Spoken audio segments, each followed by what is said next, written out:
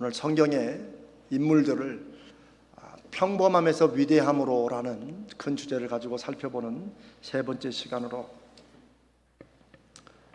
오늘 바울에 대해서 한번 살펴보게 됩니다.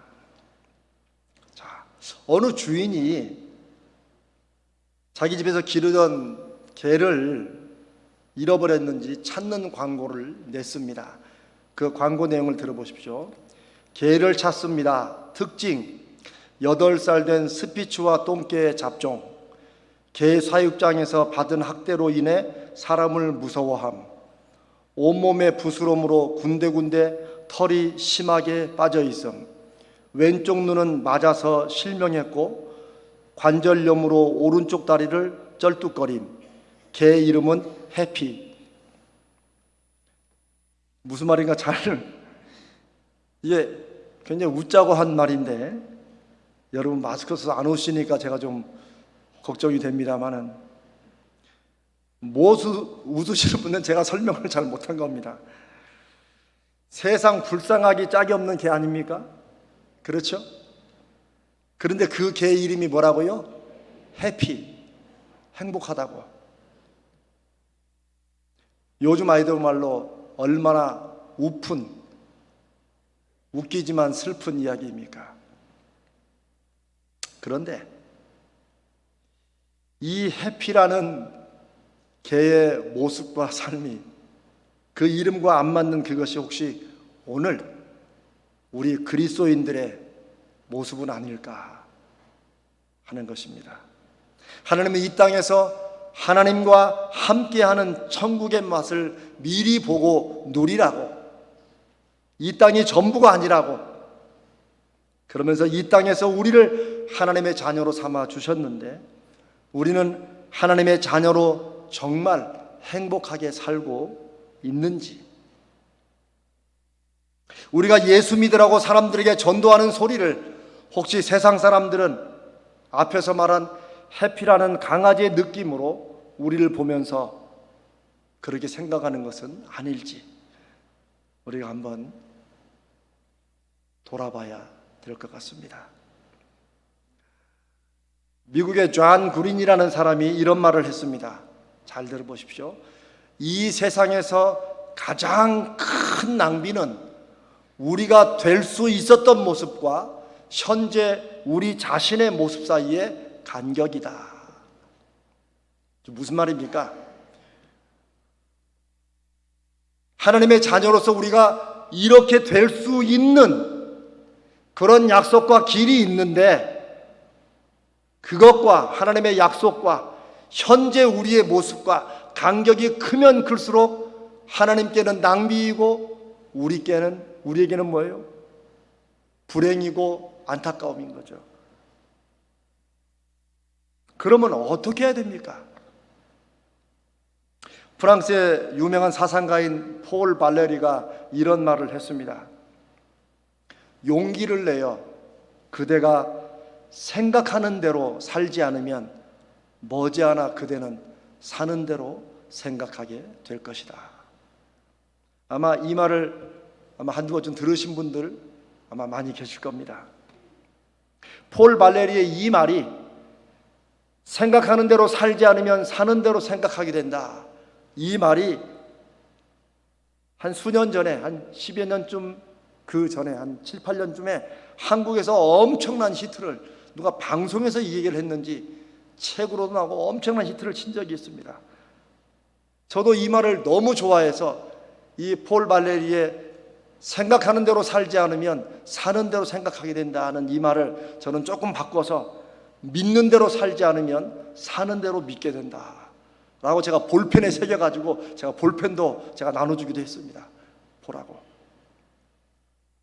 왜냐하면 저는 이 말에 아주 중요한 의미가 담겨 있다고 생각하기 때문입니다. 믿는 대로 살지 않으면 결국 사는 대로 믿게 된다. 무슨 말입니까? 사람은 결국은 무언가를 믿으며 살게 되어 있는 존재라는 것입니다.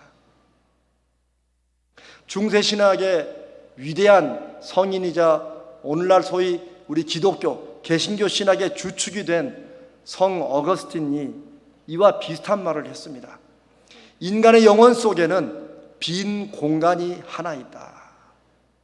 바로 이 말을 가지고 그 후로 심리학자들은 이 빈 공간 때문에 사람들은 허물을 느끼고 공허감을 느끼고 좌절한다고 이런 식으로 심리학적으로 분석을 했습니다. 그러나 어거스틴은 그런 식으로 말을 이어가지 않습니다. 인간의 영혼 속에는 빈 공간이 하나 있다. 그런데 그곳은 오직 예수 그리스도로만이 채워질 수 있다. 우리 영혼에 있는 빈 공간은 일종의 믿음의 공간입니다. 문제는 사람들이 그 빈 공간, 우리 영혼의 마음의 어느 가운데 있는 빈 공간으로 인한 이 허무함, 이 공허함, 이 좌절감을 메우기 위해 예수 그리스도 외에 다른 것을 채우며 살아간다는 것입니다. 그 말이 우리는 결국 무언가는 믿으며 살게 되어 있다는 거예요. 현대인들은 신을 믿느냐 안 믿느냐의 문제라고 그렇게 말하지만 사실은 사람은 누구라도 무엇이라도 믿지 않고는 살 수 없는 존재라는 것입니다. 그래서 인생의 모습과 결과를 다르게 하는 것은 믿느냐 안 믿느냐의 문제가 아니라 무엇을 믿느냐의 문제라는 것입니다.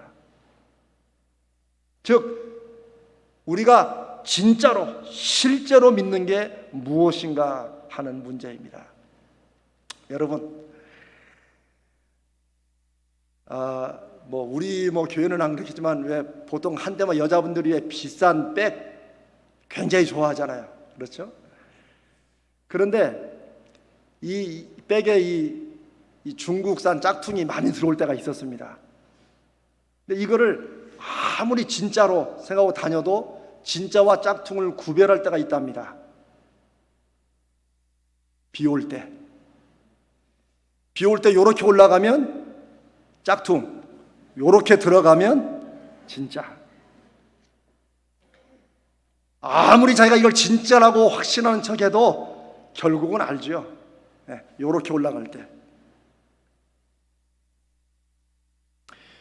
우리가 예수를 믿는 때 진짜로 실제로 믿는가 하는 것이 바로 우리가 어려움이나 문제 중에 있을 때 내가 정말 믿는 건 무엇인가? 내 든든함이 어디에서 오는가? 거기에 예수 그리스도에 대한, 하나님에 대한 내 믿음의 진짜와 가짜를 판별할 수 있습니다. 세상 사람들은 자기는 안 믿고 나는 비신자다, 안 믿는 사람이다, 무신론자라고 말하지만 사실은 돈을 믿든지 자기 경험을 믿든지 혹은 자기 자신을 믿든지 누군가를 믿든지 옛날 말로 내 주먹을 믿든지 사람은 무언가는 믿게 돼 있는 거예요. 우리는 예수 그리스도를 믿음의 주로 그렇게 믿고 살아갑니다. 문제는 진실로, 사실적으로, 실제적으로 그 문제와 어려움 앞에서 내가 그분을 믿고 의지하느냐 하는 것에 우리 인생의 모습과 결과가 달라진다는 것입니다. 혹 여러분 아마 살면서 한 번쯤 이런 질문 스스로에게 해보신 적 있으십니까? 나는 행복해지기 위해서 나름대로 애를 썼는데 왜 자꾸 불행해지는 걸까? 나는 내 가정을 위한다고 이렇게 애를 썼는데 왜 식구들은 그걸 몰라주고 점점점 더 어려워지기만 할까? 성경에 바울이라는 사람이, 우리가 오늘 함께 나눌 바울이라는 사람이 이런 질문을 몸소 겪었고 이 질문을, 이 해답을 완전히 바꾸어 인생이 바뀐 사람입니다. 제가 늘 말씀드리지만 성경에 나오는 사람들, 그들이 위대한 사람들이건 별볼이 없는 사람들이건 그들도 우리와 똑같이 자신의 한 시대를 애쓰며 살아간 사람들이라는 사실을 우리는 꼭 기억해야 됩니다. 그렇게 될 때 성경을 읽을 때 그냥 하나님 말씀이니까 그냥 지나쳐서 읽는 게 아니고 대체 이들은 하나님을 믿으며 어떻게 살아갔는가? 대체 이 사람은 하나님을 믿는다고 하면서도 사실은 안 믿고 어떻게 살아가는가를 우리에게 지금 거울로 비춰주시는 하나님의 음성을 들을 수 있는 것입니다. 바울은 진짜 믿는 것이 무엇인지를 보여주는 어떤 일종의 샘플, 본보기 같은 사람입니다. 왜냐하면 바울은 정말 믿은 대로 행동에 옮겼던 사람입니다.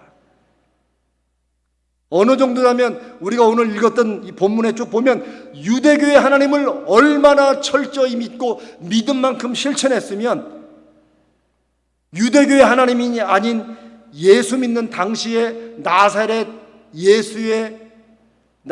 예수라는 이단, 그게 당시 초기 기독교에 알려진 이름이었어요. 별명이었어요. 나사렛 예수 이단. 이 예수 믿는 사람들을 자기가 믿는 유대교 하나님에 대한 열심으로, 그 믿음으로 핍박하고 죽이러 다녔습니다. 자기 입의 고백이잖아요. 우리가 오늘 읽은 본문이.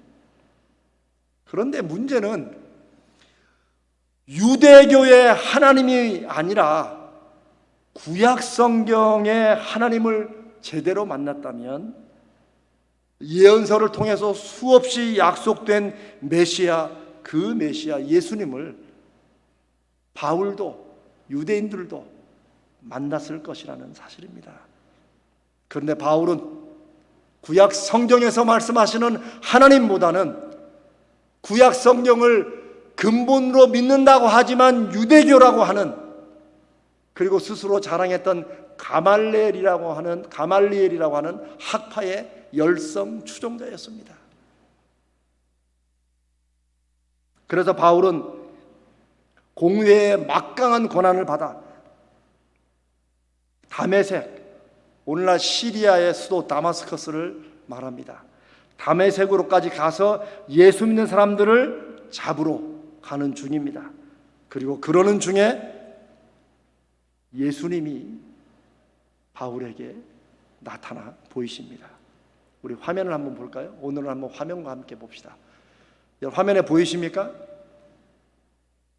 이것은 역사적으로 수없이 많은 화가들이 그린 바울의 회심, Conversion of Apostle Paul이라는 이런 주제로 수많은 화가가 그린, 바울이 이 다메섹으로 가는 길 중에 예수를 만나서 인생이 180도 바뀐 이 사건은 수없이 많은 화가들의 영감을 주고 감동을 시켰습니다. 중요한 것은 그때 예수님께서 바울에게 하신 말씀입니다. 그런데 그 말씀은 바울이 어떤 사람이고 지금 어떻게 잘못 살고 있는가를 정확히 지적하고 계십니다. 오늘 우리가 읽은 본문의 핵심입니다. PPT 한번 띄워주세요. 함께 읽습니다. 시작. 사울아 사울아 네가 어찌하여 나를 핍박하느냐. 가시체를 뒷발질하기가 내게 고생이니라. 이걸 좀 더 쉬운 표준세 번역으로 제가 다시 설명해 드리면, 사울아 사울아 너는 어찌하여 나를 핍박하느냐. 가시 돋친 채찍을 발길로 차면 너만 아플 뿐이다.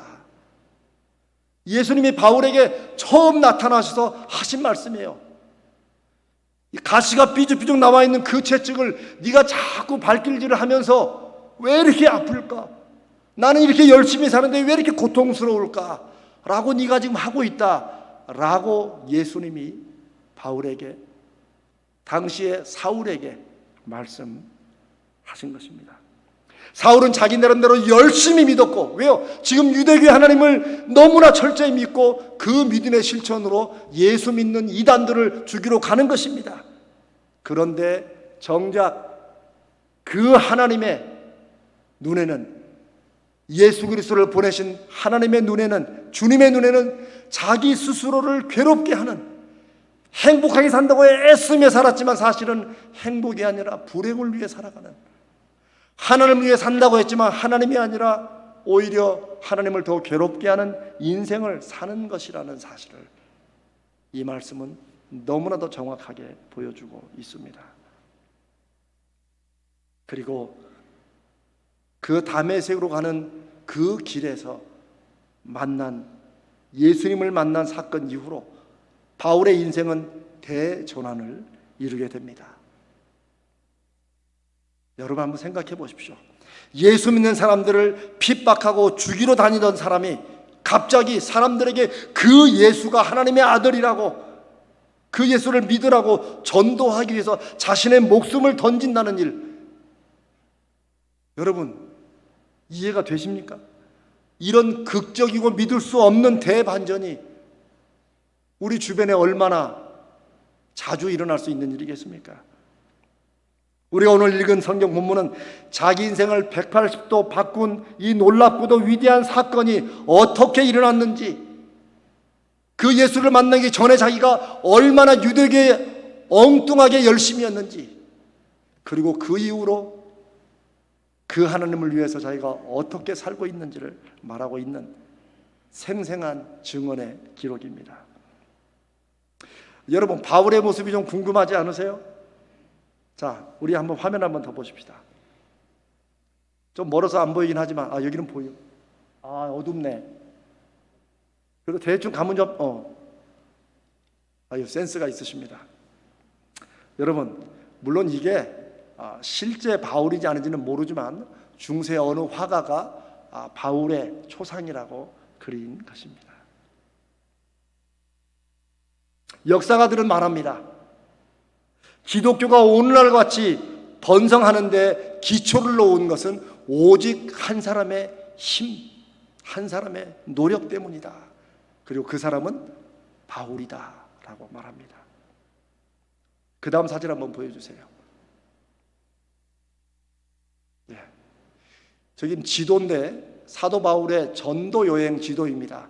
좀 멀어서 흐릿해서 안 보이지만 거기 보면 선으로 이렇게 돼 있는 거, 바다로도 선이 돼 있고 그 다음에 육지도 이렇게 돼 있죠. 그게 바울이 1차부터 5차까지 다닌 전도 여행의 행로를 기록한 것입니다. 물론 바다에서야 배를 타고 다니겠지만 얼마나 여러 번 자기가 배에서 죽을 뻔한지를 성경에 기록해 놓은 걸 여러분이 아실 겁니다. 그 외 육지는 뭐 타고 다녔어요? 다 11호 자가용 타고 다녔습니다. 참 이런 식의 농담들을 라떼는 농담입니다. 11호 자가용, 발로 다 걸어 다닌 거죠. 여러분, 바울의 전도여행 지도를 보면 여러 번 그 대륙과 대륙을 건너서 발로 걸어 다닙니다. 그나마 환영받았습니까? 아닙니다. 가는 곳마다 핍박받았고 가는 곳마다 죽음의 위협을 받기도 하고, 어느 곳은 말씀을 듣고 환영했지만 어느 곳은 그 말씀 때문에 돌을 맞아 죽을 뻔도 했습니다. 한 사람이 어떻게 이런 엄청난 일을 할 수 있을까요? 그것은 사도 바울이었기 때문이라고 우리는 생각합니다. 그런데 사실은 바울을 쓰신 하나님의 열심입니다. 무슨 말이냐? 하나님은 필요한 일에 필요한 사람을 쓰신다고 믿습니다. 우리가 지난주에 말씀을 나눈 것처럼 나이에 상관없는 믿음의 용기가 넘치는 갈렙을 하나님은 사용하셔서 나중에 예루살렘 성지가 될 헤브론 산지를 다른 사람들은 다 포기해도 이 산지를 내게 달라고, 그런 갈렙의 나이를 초월한 믿음의 용기를 통해 헤브론 산지를 정복하게 하십니다. 그런 것처럼 초기 기독교의 전파를 위해서는 자기가 믿는 것에 목숨까지도 던질 그런 각오로 실천하는 바울 같은 사람을 하나님이 쓰신 것입니다. 바울은 자기가 옳다고 믿는 것, 자기가 확신하고 믿는 것은 끝까지 증명했고 그 결과를 내는 사람이었습니다. 바울은 정말 성경을 보면 여러분이 그냥 넘어갈 수 있는 구절이지만 이런 바울이라는 한 사람의 인생을 통해서 보면 무서울 정도로 책임감이 강합니다. 우리 성경 구절 한번 볼까요? 사도행전 14장 19절로 20절입니다. 같이 한번 읽어볼까요? 시작. 유대인들이 안디옥과 이고니아에서 와서 무리를 설득하여 돌로 바울을 쳐서 죽은 줄로 알고 성 밖에 끌어내치니라. 바울이 일어나 성에 들어갔다가 이튿날 바나바와 함께 더베로 가니라. 그 사이에 좀 생략된 부분이 있습니다. 이것은 바울이 전도하다가 돌을 맞았습니다. 이거 뭐 누가 뭐 던지는 돌을 잘못 맞은 게 아니고 유대인들이 종교적인 죄, 특별히 신성모독이라고 하는 죄를 지었다고 생각하는 사람들이 둘러서 돌로 쳐 죽이는 그런 관습법이 있었습니다. 바울이 예수를 전한다고, 예수가 하나님의 아들이라고, 예수가 살아났다고 증거하는 그것을 이단으로 생각해서 유대인들이 돌로 쳐 죽인 겁니다. 그 죽은 줄 알고 버렸으니까 기절해도 엄청 기절했겠죠. 그런데 그 다음날 바울이 다시 깨어납니다. 그러면 저 같았으면 병원을 갔을 것 같아요. 아니면 일단 조금 쉬든지. 그런데 성경 보니까 바울은 다음날 아무 일이 없었다는 듯이 복음을 전하러 또 다른 곳으로 떠납니다. 여러분 좀 소름 끼치지 않으세요? 어떻게 이럴 수가 있나? 핵심은 여기에 있습니다. 바울의 이 사명감과 열심과 이 책임감은 유대교를 믿을 때보다도 더 강했습니다. 유대교의 하나님을 믿을 때에도 예수 믿는 이단들을 죽이러 곳곳을 다녔습니다. 그런데 이게 180도 완전히 전환되자 더 강렬한 실천과 더 강렬한 믿음으로 이제는 예수를 전하러 다니는데 중요한 사실은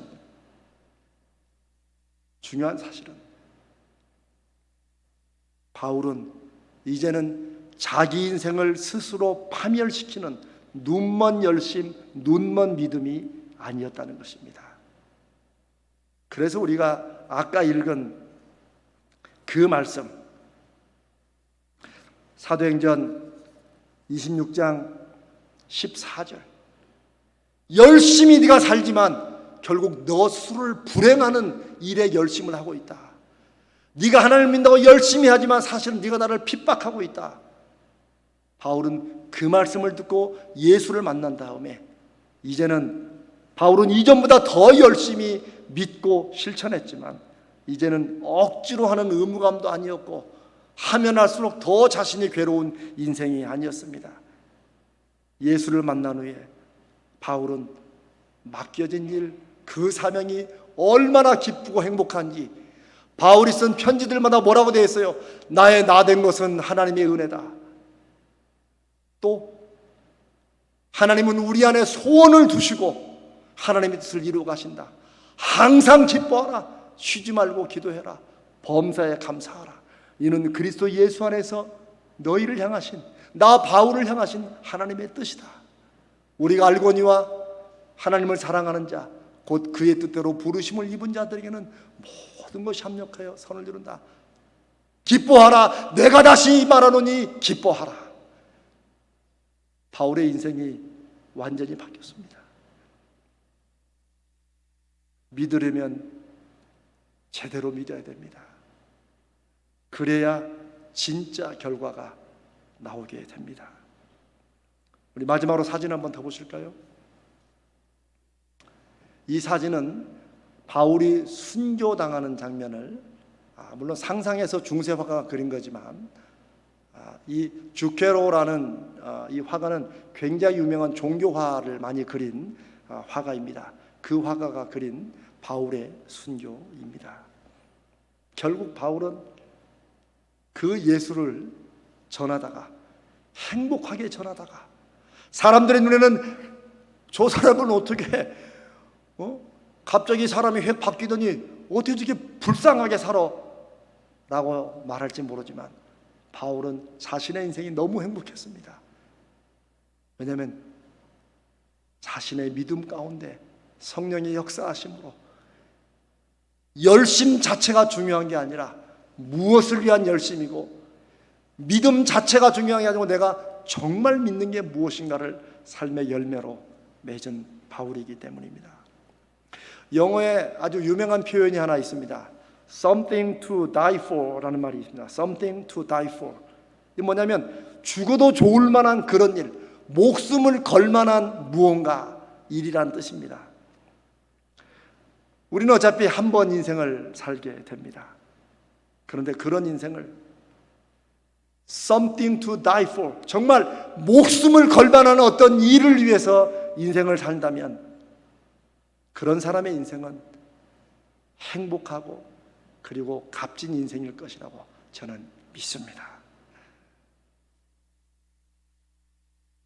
저는 얼마 전에 우리가 하나님 앞에 먼저 아쉬움 속에 떠나보낸 우리 원로 목사님의 삶이 바로 그런 삶이었다고 믿습니다.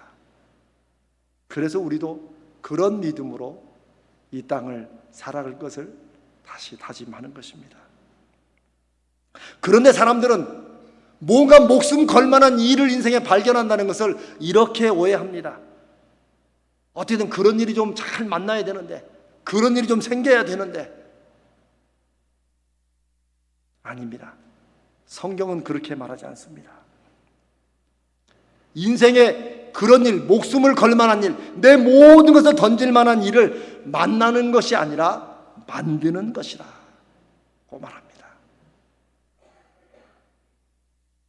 어떻게 만들어요? 자기가 무슨 일을 하든 그 일을 통해서 그런 보람과 사명과 의미를 찾아내는 자세로 사는 것이 내가 먹든지 마시든지 무엇을 하든지 다 하나님의 영광을 위하여 하는 일이 되는 것입니다. 아멘. 사람들은 정말 하나님의 영광이 되는 일이 무엇인가, 정말 목숨을 걸 만한 일이 무엇인가를 일을 찾아다니지만 하나님은 아닙니다. 네가 먹는 일을 하든 마시든지 그 아무것도 아닌 하찮은 일 속에도 네가 어떤 믿음으로 어떻게 하느냐에 따라서 그 일은 하나님께 영광이 되는 일이라는 것입니다. 우리가 말로는 직업에 귀천이 없다고 그러죠. 그러나 예수 믿는 사람도 얼마나 직업에 귀천을 따집니까? 어떤 직업은 어떤 일은 쟤는 대학까지는 저런 일을 하나?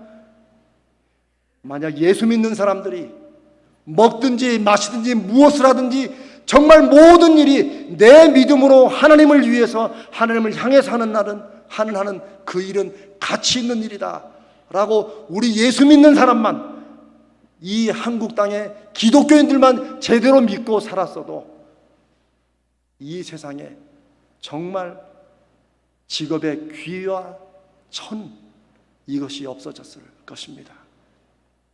저는 이제부터 하면 된다고 믿습니다. 누구부터요? 우리부터. 하나님은 어느 시대마다 하나님께 순종하고 하나님의 말씀에 자기 삶을 거는 사람들을, 그런 교회들을 부르시고 사용하십니다. 저는 그 믿음과 기대로 여러분과 함께 우리 가자조일교회를 하나님이 써주실 것을 믿고 기도합니다. 사랑하는 여러분, 어떤 일 자체가 인생을 걸만한 일이라서 그렇게 행하며 사는 것은 누구나 할 수 있습니다.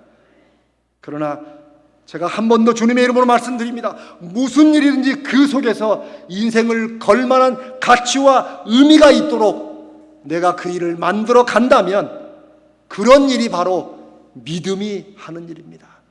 그런 일이 바로 예수 믿는 사람들이 맺어야 되는 열매고 세상에 보여줘야 되는 믿음의 증거인 것입니다.